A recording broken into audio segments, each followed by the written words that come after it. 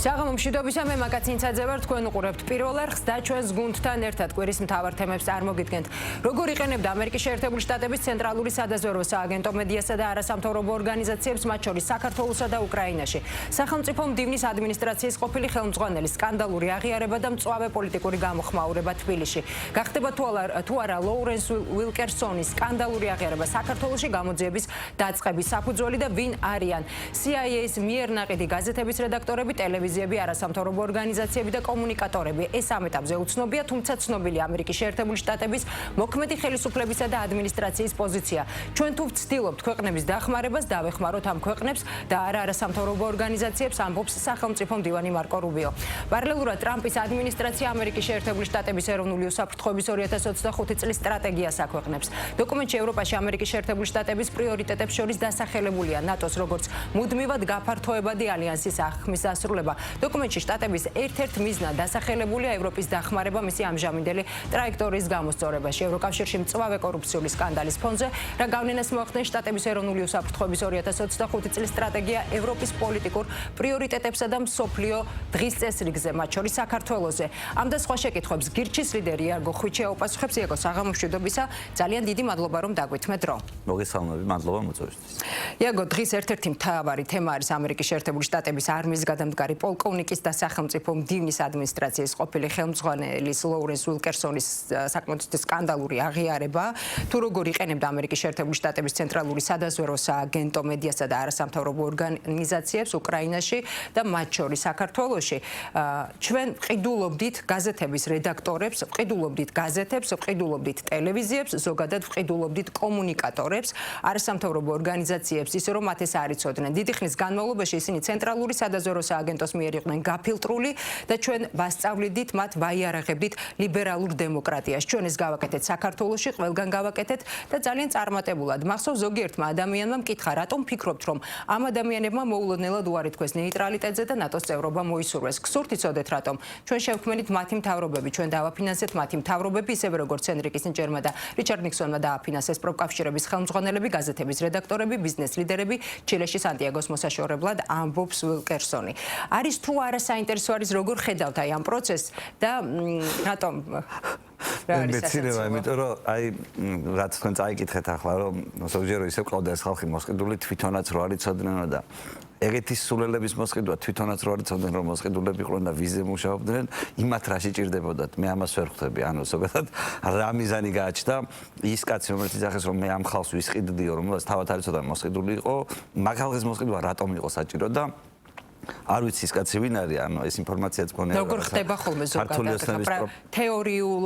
თეორიული ინფორმაცია ვიცი რომ გაქვთ და იცით ძალიან კარგად. არა, მე ყოველთვის ვიყავი გაკვირვებული ზოგადად ჩვენმა დასავლურმა პარტნიორებმა რა ხალხზე აქ ფსონი დადო. რატომ დადო იმათზე ფსონი, ანუ უბრალოდ რა კრიტერიუმები შეარჩია ეს ხალხი, რომ ეს ადამიანები წარმოადგენენ. აი, სწორედ ეს მაინტერესებს, არის თუ არა ეს ერთგვარი საფუძველი იმისთვის, რომ არსებობდეს მართლაც შეკითხვები, თუნდაც ზოგიერთი მედიის მიმართულებით, ზოგიერთი გაზეთის რედაქტორის მიმართულებით და რა თქმა უნდა არასამთავრობო სექტორის. თვითონ არ იცოდა რომ მოსყიდულია და ეგრე მუშაობდა, რა შეკითხვებს რა აზრი აქვს, მაინც ვერაფერს გეტყვის. არა, მე ზოგადად ქართული ოცნების პროპაგანდის ნაწილი მგონია, მაგრამ ის რაც არ უნდა პროპაგანდა იყოს, ის ნაწილი რომ მართლა ძალიან ეგზოტიკურ ხალხზე დადეს ფსონი. ჩვენმა დასავლურმა პარტნიორებმა საქართველოში ეს მე მგონი ისედაც ხადი იყო და მე ამიტომ მგონია რომ ჩვენ დისკუსიების და თავისუფალი მედიას და ამ შემდეგ რაც აი ამ ფორმატში როგორც ამერიკული და დასავლური ღირებულება შემოვიდა, ჩვენ სწორედ იმიტომ გვჭირდებოდა რომ აი ეს ამბები გაგვერჩია საჯაროდ. მართლა ანუ რა ღირებულება დასავლეთისთვის ნამდვილი ღირებულება, ჩვენ რა გვინდა საით მივდივართ. აი ეს ხალხი რომელზედაც დასავლეთმა ფსონი დადო საქართველოში, მათ ხო სადღაც უნდა ელაპარაკათ, ანუ რაღაც ხონდა გაერთიანებინათ და მე ვფიქრობ, რომ შეიძლება მოსყიდულები იყვნენ, შეიძლება არ იყვნენ, მაგრამ ვერ გაამართლა ამ ხალხმა იმედები, იმიტომ რომ მე ვფიქრობ, რომ ისინი რა იმედები უნდა გაემართლებინათ, როგორ ხედავთ პროცესს, ანუ რა შეიძლება საუბრობთ ამ შემთხვევაში ბოლო პერიოდის განმავლობაში, ბოლო წლების განმავლობაში იმ ვითარებაზე, რა პოლიტიკური ვთქვათ აქტივობებიც მიდიოდა მათი მხრიდან? იცით რა არის მთელი პრობლემა, მე მგონი 90-იანი წლებიდან იწყება. მაშინ ყალიბდება ჩვენი ეგრეთ წოდებული NGO სექტორი და მის მერე უცვლელად მოდის. და შესაბამისად, მე მგონი მაშინ ხო ვიღაცებზე ფსონი დადეს ვიღაცებმა. აი ეს ფსონი ძალიან უცნაურად დადებული ფსონი აღმოჩნდა და თანამედროვე რეალობაში შეუძლებელი იყო ამ ხალხს რამე ექნა, იმიტომ რომ ნუ როგორ გითხრათ ამ ხალხს არ უწარმოებია, შეიძლება უბრალოდ ინარჩუნებდა თავის ადგილს, რომ აი მე რაღაცა აქ ვიყო, წარმოადგენდი ამერიკას, წარმოადგენდი და ევროპას საქართველოში, მაგრამ საბოლოო ჯამში მე არსად არ მინახავს დისკუსიების ქართულ საზოგადოებაში იმასთან დაკავშირებით, თუ რა არის ევროპა, რა არის ამერიკის შეერთებული შტატები და ნუ რა ვიცი, ერთპიროვნული მმართველობა, რომელიც საქართველოში სულ მოდაში იყო, ეს არის დასავლეთი პირობითად, საკუთრების დაცვა როგორც დასავლეთში ჩვენ ისეთი გქონდა, სასამართლო ისეთი გქონდა, ამიტომ მე არ გამორიცხავ რომ ვიღაცას ისყიდნენ ან არ ისყიდნენ, მაგრამ ძალიან მაკვირვებს ის რატო ისყიდნენ ასეთ უცნაურ ხალხს. ამ ტიპის განცხადებები, ვთქვათ, რამდენად ამყარებს თუ არა, თუნდაც იგივე ხელისუფლების პოზიციას იმ თვალსაზრისით და იმ კონტექსტში, რომ გარედან ხდებოდა ჩარევები შიდა პოლიტიკურ პროცესებში. მე მგონი ეს განცხადებების საერთოდ ეს კონკრეტული განცხადება რა ღირებულებას შეიძლება შეიცავდეს მე არ ვიცი, იმიტომ რომ არ ვიცი მისი განცხადებულის ბიოგრაფია, მისი კავშირი ზოგადად ასეთ საქმიანობასთან, მის მიერ მოყვანილი მტკიცებულებები. მაგრამ თუ თქვენ გულისხმობთ იმას, რომ ბოლოს 3-4 წელიწადში რასაც ქართული ოცნება ხშირად ამბობს, რომ მის დამხობას გარე ძალები ცდილობდნენ, მე არ ვიცი ის სასაცილო რაღაცეები, რომელიც ქართული NGO სექტორის მიერ იყო ორგანიზებული, რომ დაასახელეს ერთი პერიოდი მახსოვს ის, რა ქვია, მთავრობა დაასახელეს, თქვენს რომ ეს იქნება ტექნიკური მთავრობა, დააკომპლექტეს. ხო, ანუ მე ეს არ ვიცი, აი ეს გენიალური აზრი ჩვენი დასავლელი პარტნიორების თავში დაიბადა. თუ ჩვენი შიდა NGO-ების თავში დაიბადა, თუ ქართულმა ოცნებამ შესთავაზა, როგორც მისთვის მოსაწონი გამოსავალი ამათმა, როგორც სხვა დანარჩენი ესეც ჩვეულებრივად გადაიღეს ისე, რომ კითხვაც კი არ დაუსვამთ. მე ამაში ვერ შემოვალ, მაგრამ მე ვფიქრობ, რომ ეს ყველაფერი უფრო იყო რაღაც ტიპის სასაცილო პროცესი, ვიდრე შეთქმულება ქართული ოცნების წინააღმდეგ, იმიტომ რომ მე მგონი თავისთავად ცხადი იყო, რომ აი მაგ გზას, რომელიც შემოგთავაზეს მაშინ NGO სექტორმა, ერთადერთი დანიშნულება რაც ჰქონდა, იყო სახალხო პროტესტის ჩაცხრობა და იცით, რომ ერთ-ერთი ყველაზე დიდი მიტინგი დაიშალა მაშინ აი ამ რაღაცა უცნაური გამოსვლის შედეგად. ხელი შეუწყო არასამთავრობო ორგანიზაციებმა, ხელი შეუწყოს იმ განცხადებებით, რა განცხადებებიც კეთდებოდა და რა ქმედებებიც მიდიოდა პოლიტიკური თვალსაზრისით, იმისთვის რომ აქციები დაშლილიყო და ის მუხტი, ვთქვათ, მინავლებულიყო, ასე ვთქვათ. მე გეტყვით, აი დასავლეთს ყველაზე მეტი სახელი გაუტეხეს ამათმა. ამ მთელი პრობლემა იმაში მდგომარეობს, რომ ეს ხალხი, რომელიც დასავლეთის სახელით გველაპარაკებოდა ამდენი ხანის განმავლობაში, სინამდვილეში აღმოჩნდნენ ყველაზე მეტად სახელგამტეხი დასავლეთისთვის და უბრალოდ აი როგორ გითხრათ, ჩვენ დასავლეთი და ამერიკის შეერთებული შტატები ჰოლივუდური ფილმების გამო უფრო მეტად გვიყვარს, ანუ ის ამერიკული მორალი და ღირებულებები ჰოლივუდურმა ფილმებმა უფრო მოიტანა ჩვენამდე საქართველოსამდე, ვიდრე აი იმ კაცმა რო თქვა, ვიღაც ამათ ვაფინანსებდითო, აი მაგათმა ვინც ასეთი გზით დააფინანსეს. ამიტომ მე სიმართლე გითხრა, ამერიკული ღირებულება ამ ხალხის მიღმა მგონია გასააზრებელი. აი ამ ხალხში ვის გულისხმობთ არასამთავრობო სექტორს? აი ვინც გულისხმობთ, კაცო ჩამოთვალა, იქ რო ჩამოთვალა, ჩვენ ამას რაღაცა შვებოდითო. ფსონი რო დადეს, ანუ სინამდვილეში ხომ თავარი შეცდომა რა ჩვენმა დასავლელმა პარტნიორებად ნაუშვეს ის იყო, რომ დადეს ფსონი არა პირობითად ამ ქვეყნის ინტელექტუალებზე, თუნდაც 90-90-იან წლებში და მერეც, არამედ ამ ქვეყანაში თარჯიმანებზე. და აი წარმოედგინეთ, რომ სინამდვილეში მათ უნდა ეკირავებინათ ინტელექტი და ღირებულება, რომელიც გააჩნდა ვიღაც სხვადასხვა ინსტიტუციებს ან ადამიანებს ამ ქვეყანაში და ის ხალხი, რომელიც დაეკირავეს როგორც მათ იდეების გამავრცელებელი, უნდა ეყვანა თარჯიმნებად. და ამ შემთხვევაში ყველაფერი ლოგიკურად იქნებოდა, მაგრამ ეს ფუნდამენტური შეცდომა დაუშვეს. თარჯიმნების დონის ხალხი, რომელიც არ ვერჩი თარჯიმნებთან არაფერი ის არ მაქვს, უბრალოდ იმ კონკრეტულ საქმეში, ანუ თარჯიმანმა კარგად იცის ენა, მაგრამ მას კარგად არ იცის რაღაც კონკრეტული საქმე, რომლის გამოც ის დაქირავებული, რომ ვინც იცის ის თარგმნოს. აი ეს შეცდომა იქნა დაშვებული. ასეთი შეცდომა იქნა სხვადასხვა მიმართულებით ჩემი აზრით დაშვებული და მე ვფიქრობ, რომ ეს კაცი რაც ამას ყვება, აი ქართული ოცნების პროპაგანდისეულად კი არ უნდა ყვებოდეს ამას, როგორც სინანულის შემცველ განცხადებას, რომ რა სასაცილოდ ვიქცეოდით, ვიზებდებდით ფსონს საქართველოში. მაშინ გავიგებდი. თორე ისე ახლა ნუ ჩვენ ზოგადად ასე მუშაობდით, ეს შეიძლება იყოს უბრალოდ ფულ გადახდილი სტატიაც და მე მის დამძილობაზე თავს ვერ დავდებ. მე უბრალოდ ჩემს თავში სხვა ინფორმაციაც არსებობს, ჩემს ქართულ ნაცნობებ კოლეგებთან და NGO სექტორთან ურთიერთობის შედეგად ჩამოყალიბებული. კი ბატონო, აუცილებლად უნდა გითხოთ მარკო რუბიოს განცხადებაზე. ასევე არასამთავრობო ორგანიზაციებზე გააკეთა განცხადება, ჩვენ თუ ვცდილობთ ქვეყნების დახმარებას, დავეხმაროთ ქვეყნებს, თუ დავეხმარებით არასამთავრობო ორგანიზაციას, რომ შევიდეს ქვეყანაში და იპოვოს ბიზნესის ახალი ხაზი. აი ეს არის ის მოდელი, რომელსაც ჩვენ ვანგრებთ, არ ვაპირებთ მილიარდობით დოლარის დახარჯვას არასამთავრობო ორგანიზაციებზე.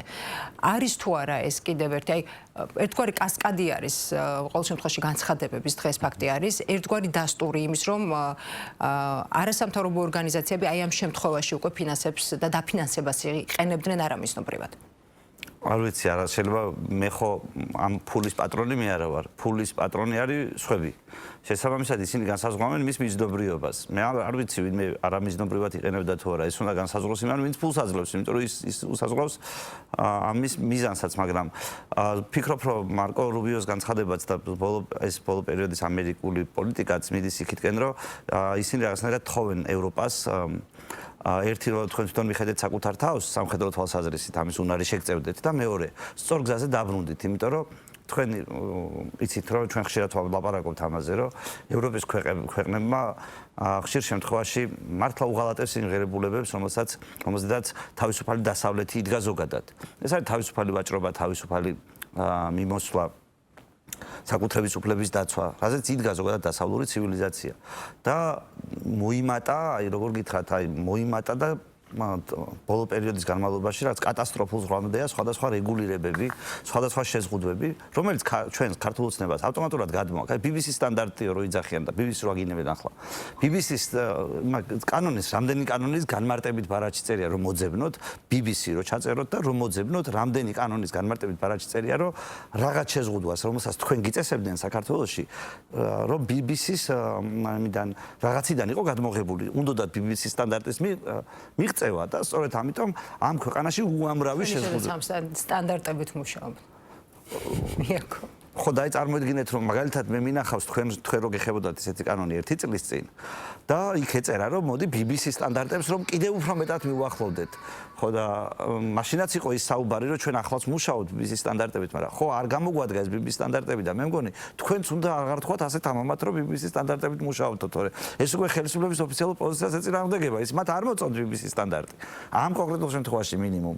და მე ვამბობ რომ აი ეს რო ჩაიწერა იმ კანონში და იქ რო შეზღუდვები მოდიოდა BBC სტანდარტების შესაბამისად. თუ თანმიმდევრულები ვართ, ეს შეზღუდვები ყველა უნდა გაუქმდეს.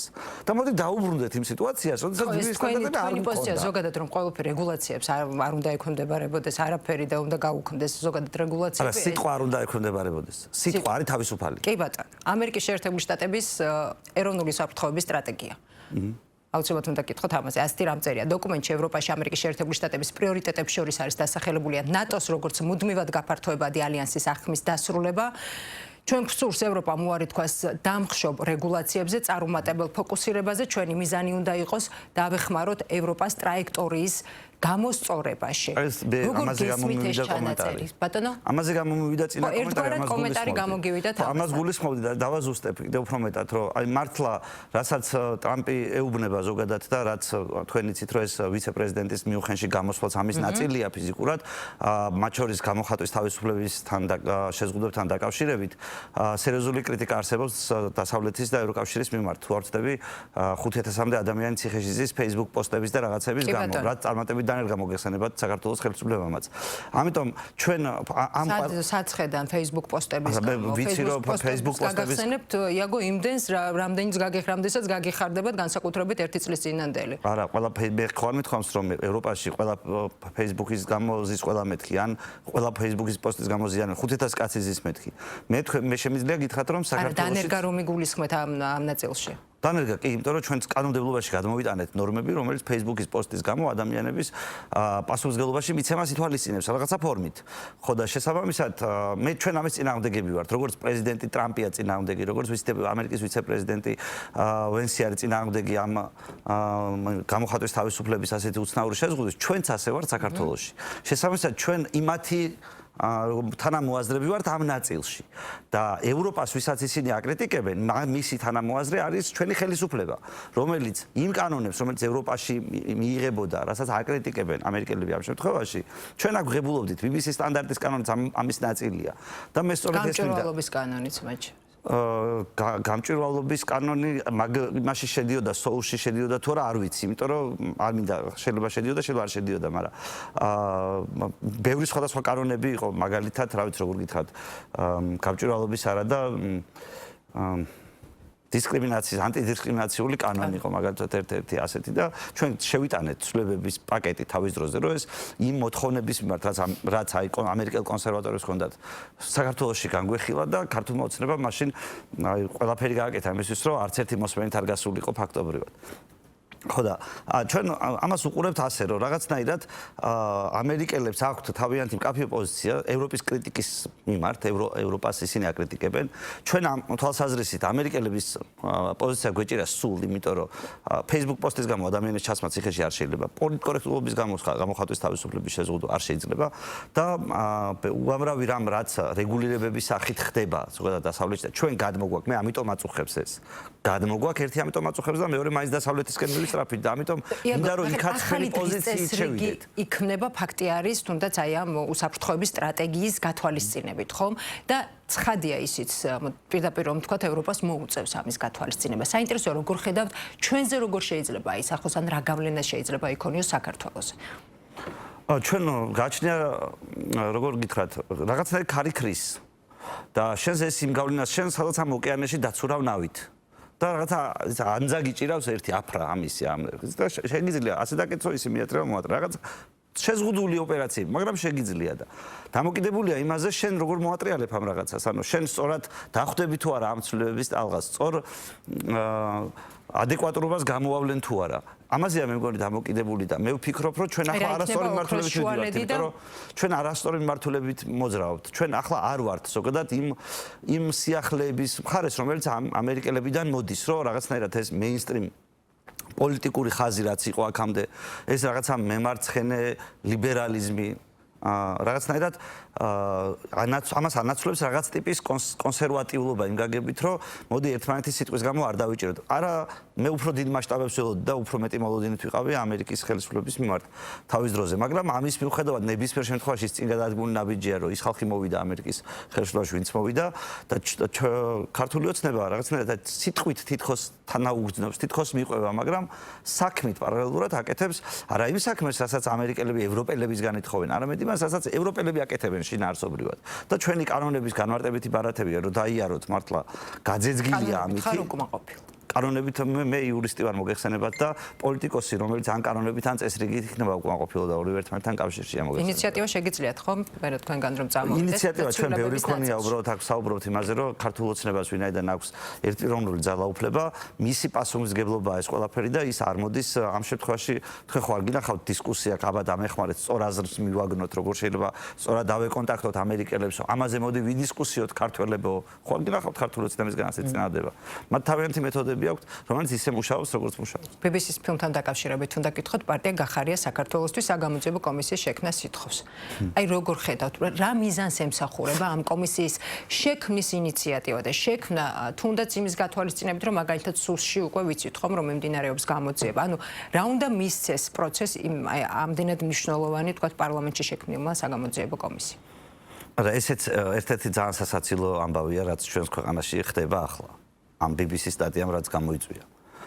სადაც აი როგორ გითხრათ, ყველა ცდილობს არაჭეშმარიტებაში გარკვევას, რომ მოდი გავასამართლოთ ვინ როგორ რანაირად მოიქცა, რა არის ცუდი, რა არის. არამედ პროპაგანდის დათრგუნვას.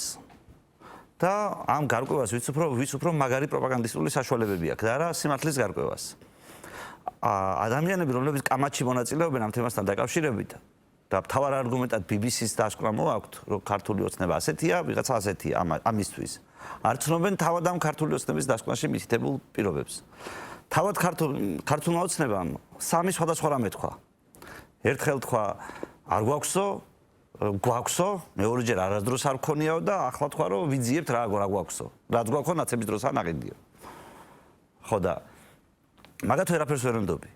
პარალელურად ნაცები იძახიან და ჩვენ ვენდობითო იმის დასკვნასო. კამიტი გვაქვს ამაზე არ იყო საუბარი იყო რომ რაღაც ნივთიერება არსებობს. არის რომელიც შეძენილი არის 2009 წელს. რაღაც ნივთიერებაზე საერთოდ საჭიროა ლაპარაკი. 7 წლამდე შეძენილი. ჩვენ ხო რაღაც ნივთიერებაზე არ ვლაპარაკობთ. ეს არის კომენტარი. ხო, ჩვენ ხო რაღაც ნივთიერებაზე არ ვლაპარაკობთ. ანუ ჩვენ ვლაპარაკობთ BBC-ის ფილმზე. ამ ფილმში ჩემი აზრით არა ბუნებრივად შემოდის კამიტის საერთოდ თემაში. ამ ფილმში. მაგრამ ეს ფილმი ხო კამიტზეა. ხო, მაგრამ იმის გათვალისწინებით, რომ მაგალითად ექსპერტების და დარწმუნებული ვარ, თქვენც მოსმენილი გაქვთ, ხო, მათი თქვა შეფასებები, რომ კამიტი საკმაოდ მძიმე შედეგებით სრულდება, გარდაცვალებას იწვევს ადამიანის გამოყენების შემთხვევაში, პირდაპირ რომ თქვათ და თქვათ მე მგონი ძიმე შედეგები თქვათ არ მიუმართათ კლინიკებისთვის, სხვა შემთხვევაში აღრიცხვიანობა მოხდებოდა. რატომ დადგა დღის წესრიგში აი ამდენად დამძიმება სიტუაციის, როგორ ფიქრობთ? არა, ამაზე საუბრობენ თვითონ სპეციალისტები, ამას უგულისხმობ. სიტუაციაში დამძიმებაზე არ არის, ანუ უბრალოდ ამაზე ხო მართლა უნდა დავჯდეთ. აქ უნდა იჯდეს გახარიას პარტიის წევრი. უნდა იჯდეს ნაცი. უნდა იჯდეს ქართული ოცნების წარმომადგენელი და უნდა ვიჯდე მე. 4 ადამიანი, რომელიც გავარკვევდით რაში იყო საქმე, იმიტომ რომ მე კითხვები მაქვს. აი მაგალითად ქართული ოცნება უარყოფს. კამიტი ჩვენ არასდროს არ ქონიაო. რაღაცა კითხვა გომელოვმა თავიდან, მაგრამ მე არასდროს არ ქონიაო. იქ ხო ლაპარაკი, რაზეც არის იმ სიუჟეტში, ხო სპეცრაზმელი საუბრობს, რომ ეს იყო ის ნივთიერება, ნივთიერების გავსი, რომელიც 2009 წელს ჩვენ მოგვიტანეს, ჩვენზე დატესტეს. მერე სულ იყო ჩვენთან და იყენებდნენ კიდევაც ხოლმე. და 2020 წელს ქართულმა ოცნებამ გამოიყენა. მანამდე აღრიცხვა 2019 წელს შინაგან საქმეთა მინისტრის ოქმი რაღაცები არის, გახარია შინაგან საქმეთა მინისტრი. ახლა წარმოიდგინეთ, გახარიას პარტია ითხოვს საგამოძიებო კომისიის შექმნას. ნაცები ითხოვენ, რომ ქოცებმა დაწამლეს ხალხი. ქოცები ძახიან, რომ საერთოდ არ ყოფილა საქართველოში ეს ამბავი, არ ჩვენ დროს, არც ნაცების დროს. ხო უნდა თქვას ნაცებმა, რომ მათ დროს იყო თუ არა ნაყიდი. ეს ისტორია ხო ასე იწყება, 2009 წლით იწყება. გახარია, რომელსაც ითხოვს საგამოძიებო კომისიაში, სანამ იქ ჩვენებას მიცემს.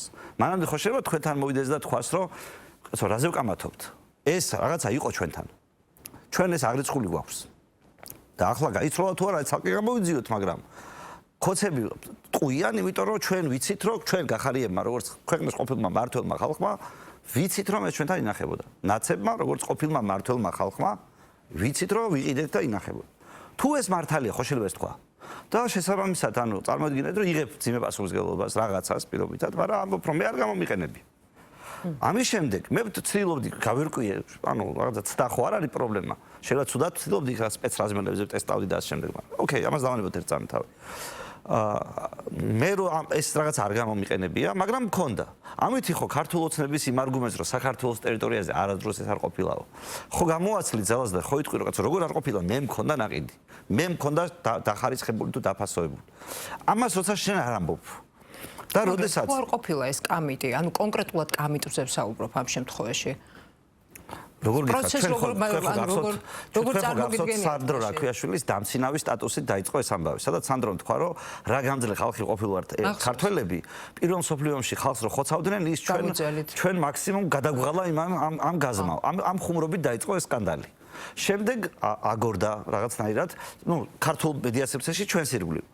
შემდეგ აგორდა და გამოვიდა ქვეყნის ყოფილი შინაგან საქმეთა მინისტრი და თქვა, რომ ფაქტობრივად წყალი გადაასხა ცივი სანდროს ვერსიას და თქვა, რომ არაო, ჩვენ ეს გქონდა ეს, უკვე ნაცების დროს ნაყიდიო. ჩვენც ახლა რადგანაც აღიარა ქართულმა ოცნებამ, რომ თვითონ ჩვენ ხო იმას ვიზამდით და ვთქვით, რომ ამაზე გვახსოვს მე შინაგან საქმეთა მინისტრის კომენტარი. ხო, მე გამოვიდა შინაგან საქმეთა მინისტრი ეს გადათქვა. მაგრამ აი ამ პროცესში, როდესაც ეს რაღაც არსებობს, ნაცები რო ეყრდნობიან ქოცების შინაგან საქმეთა მინისტრის ჩვენებას. კაცო, შენ ხო იყავ იმ დროს მთავრობაში, შენ ხო იცი ეს ზუსტად. და თუ ტყუილია BBC-ს დასკვნა, მაშინ მოდი რასაწვალებ ამ ხალხს, უთხარ რომ ტყუილია, ამ ნაწილში ტყუილია. ხო, მაგრამ პოლიტიკურად ხოცებმა რომ ცუდად რამდენად თქვათ მისაღები არის და ხელსაყრელი არის მაშინ ნაციონალური მოძრაობისთვის იმის თქმა, რომ ეს ყველაფერი ტყუილია. არა, მე ნაცმოძრაობისთვის არ ვიძახი, ანუ მე რას ვამბობ, იცი რომ ზოგადად ეს BBC-ს ეს გამოძიება მარტო ამ ნაწილისგან არ შედგება. ბევრი ძალიან სერიოზული მომენტია, დამაფიქრებელი, ქართული ოცნების როგორ გითხრა, აღვირახსნილი ძალადობაა ნაჩვენები. ერთ-ერთი ნაწილი არის ეს. ამ ერთ-ერთ ნაწილს გამყარებისთვის ჭირდება იმ ხალხის ჩვენება, ანუ მოწმემ ხო ერთმა მოწმემ თქვა რაღაცა, მეორე მოწმემ თქვა რაღაცა. ახლა ვინაიდან ამ მოწმემ ხელი დაადო მაღალჩინოსნებს, ანუ ნაცმოძრაო პარტიებს, ისინი უნდა გამოვიდნენ. არსებობის შემთხვევაში ითხოვ აღიარებას. არა, ვითხოვ აღიარებას, ან ვითხოვ ნაციონალური მოძრაობის მხრიდან. ბატონო? მათ შორის ნაციონალური მოძრაობის მხრიდან ითხოვთ აღიარებას, თუ კი ასეთი იყო. არა, ხა ერთი კვირა ამაზე ვლაპარაკობთ და ერთი კვირა ვერ გავარკვიეთ, როგორ იწყება BBC-ს ფილმი. და ის იწყება 2009 წლის სიუჟეტით. როცა ვიღაცა ყვება, რომ ეს რაღაცა, რაც ახლა 2024-ში გამოიყენეს, იყო ისეთი, როგორიც ჩვენ ტესტავდით. ხო და კაცო, თუ შეიძლება შეეშალა ვიღაცას, ხო შეიძლება BBC-ს ექსპერტები ცდებოდნენ. და არასწორი დასკვნა გააკეთეს სიმპტომებიდან არასწორი. შემთხვევით შეიძლება მოხდეს მსგავსი, თქვათ, შეცდომების დაშვება. არა, მე ვერ გეტყვით BBC-ს შეცდომებს როგორ უშვებს. შეცდომა ყველა შეიძლება დაემართოს. მე მინახავს, რა ვიცი, მესის დაშვებული შეცდომა მინახავს. ამიტომ ვიცი, რომ შეცდომა ყველამ შეიძლება დაუშვას სამყაროში. მაგრამ ეს შეცდომა, ანუ ჩვენ ხარ შეიძლება ამ შეცდომაზე დაუთავებლად ლაპარაკობდეთ. ანასე ანისე ლაპარაკობდეთ. ამისთვის ვიღაცამ ეს უნდა თქვას. იმედია პასუხს. ეს უნდა თქვას და მეორე კიდე რაც არის საჭირო, რომ უდრავ გასერიოზულდეს ეს საკითხი. მე არ ვიცი, მე ფიქრობ, რომ ამას ქართული ოცნება აკეთებს და ორგანიზებს. მაგრამ აი ეს კლოუნადა, რომელიც განსაკუთრებით ოპოზიციურ ტელევიზიებშია ამ წუთას მოწყობილი. ქართული ოცნების ტელევიზიებში გასაგებია, რომ სხვა ტიპის კლოუნადაა მოწყობილი. მაგრამ აქ რომ მოწყობილია კლოუნადა, სადაც გამოდის ვიღაც უცნაური ეგზოტიკური ხალხი, რომელიც უბრალოდ შხამის მოქმედებას განიხილავს ისეთი უცნაური სიმპტომებით, როგორიც არის, რომ თუთიყუს გაცვდა ბალანი. ან როგორიც არის, რომ ძაღლი არ ეთამაშებოდა პატრონს ისეთი სუნი ქონდა ამ რაღაცის შემდეგ. აი ეს ყველაფერი მე ვფიქრობ, რომ უბრალოდ ემსახურება ამ კვლევის ზოგადად ამ BBC-ს კვლევის გაბაიბურებას ქართულ ხალხში, რომ ეს გახდეს არასერიოზული დისკუსიის, არამედ ხუმრობის საგანი და მე არ ვიცი, მე ვფიქრობ, რომ ამაში კოცები ფულს იხდიან. ამისთვის არსებობს, აი რაც გუში ხდებოდა TV პირველზე ქალბატონ გრიგოლიასთან, ჩემი აზრით ეს არის აი 100%-იანი ქართული ოცნების სცენარი თუ არ არის, აი როგორ გითხრათ, მაინც უნდა გაუგზავნოს საჩუქარი ქალბატონიგას ქართული ოცნების წევრებმა, ესო თავისით აკეთებდეს ამას. იმიტომ რომ საბოლოო ჯამში ქართულ ოცნებას იცავს არა ის რომ ისინი მართლები არიან, არამედ იცავს ის რომ იმ ყველაფერს რასაც ყვებიან იაგო. ბატონო? განიცდიან იმ ყველაფერს რასაც ყვებიან.